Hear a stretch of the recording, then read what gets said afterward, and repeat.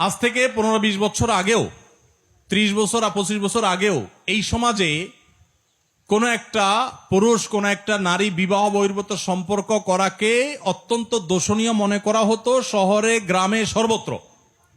ঠিক না বে ঠিক?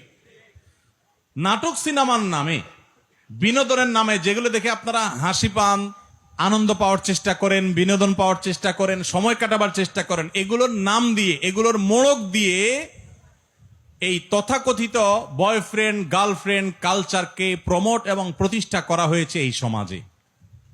এখন আর কারো বয়ফ্রেন্ড আছে, কারো গার্লফ্রেন্ড আছে এটা বলতে এখন আর মুখেও বাধে না, অর্থাৎ লাজ লজ্জা শরমটাও উঠে শেষ হয়ে গেছে।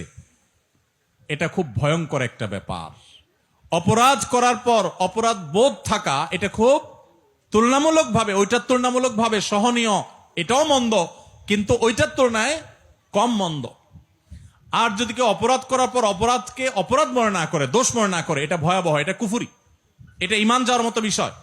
আমাদের সমাজে এই তথাকথিত নাটক সিনেমার নাম দিয়ে পশ্চিমারা সেই জায়গাগুলোতে কোটি কোটি টাকা ইনভেস্ট করে তথাকথিত আর্টিস্ট এবং শিল্পীদের কিনে নিয়ে তাদের দিয়ে বয়ফ্রেন্ড গার্লফ্রেন্ড কালচার প্রতিষ্ঠা করে জেনাকে সমাজে এস্টাবলিশড ইতিমধ্যে তারা করে ফেলেছে।